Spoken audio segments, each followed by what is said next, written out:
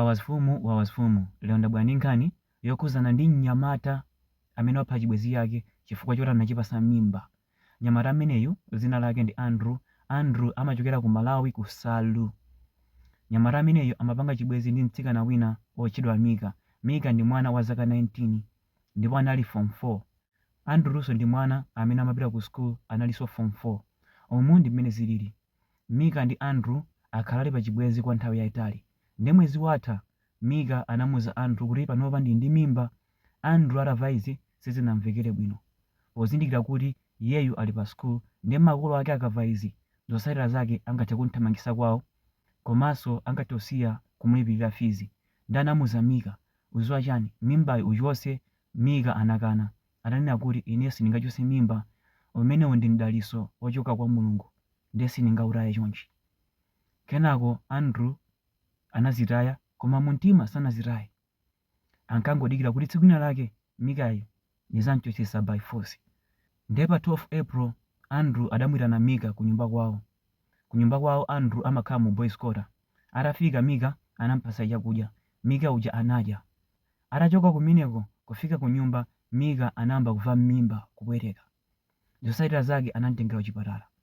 Atafika ku chipatala anawuza kuti mwana wanuyu wadyetsedwa poison koma samadziwa zoti ndi ndani foti Mika sadathe kuyankhula.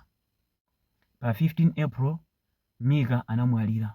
Atamwalira anapanga dongosolo la maliro anayikidwa.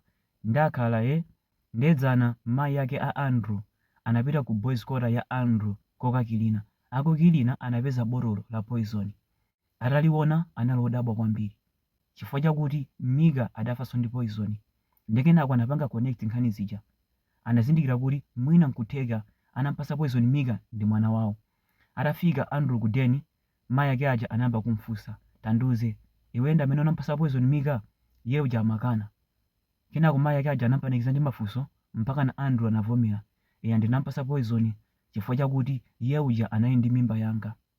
Then namuza akachotse koma amakana. Komanso ndimaopa kuti inu mukamva za mimbazo mungathe kundithamangitsa kunoku, mungathe kusiya kundipira fizi nkani nangompasa poison ndi cholinga choti zisaziwike. Kenako mayi yake aja anayimbira apolisi. Apolisi anabwera kudzamutenga Andrew. Pano pali mchirokosi. Ndabwera ndi nkhani imeneyi ndi cholinga choti makolo mutengepo phunziro. Ana anu akapeka mimba chonde osamatha mawu. Makolo ambiri ana anu akapeka mimba mumamba kwa sala, zosalira zake mumathamangitsa pa khomo, ngati mumapekera school fees mumasiya opereka. Mumati wakula iwe. Makolo ambiri samathandiza ana awo akapeka mimba. Amamba kwa anyoza chonde makolo ntchitidwe imeneyo ulekeni. Chifukwa mwanayo amene abadwayo ndi mphatso yochokera kwa Mulungu. Alipo anthu ambiri afunafuna mwana koma sakumupeza. Ndi ngati mwana wanu wakwanitsa kupereka mimba, palibe chifukwa chokwiya, palibe chifukwa chomuthamangisira, ingothandizani mu nyengo imeneyi. Ndiponso anthu ambiri mumanena kuti mimba ndi yovuta kulera izi ndizi. Kunali makolo athu sankapita ku ntchito 24 hours amakhala pa khomo koma anatibereka. Even inuyo amene muonera video imeneyi, makolo anu mwina azigogo awo sankapita ku ntchito amakhalira pa khomo koma anakwanitsa kubereka makolo anu. Ndi palibe chovuta pa dziko lapansi. China chilichonse ndi chotheka.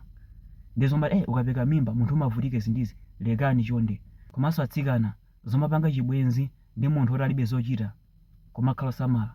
Ndi bwino mapanga zibwenzi ndi munthu oti mukudziwa zoti uyu amapita ku ntchito, uyu amathamanga.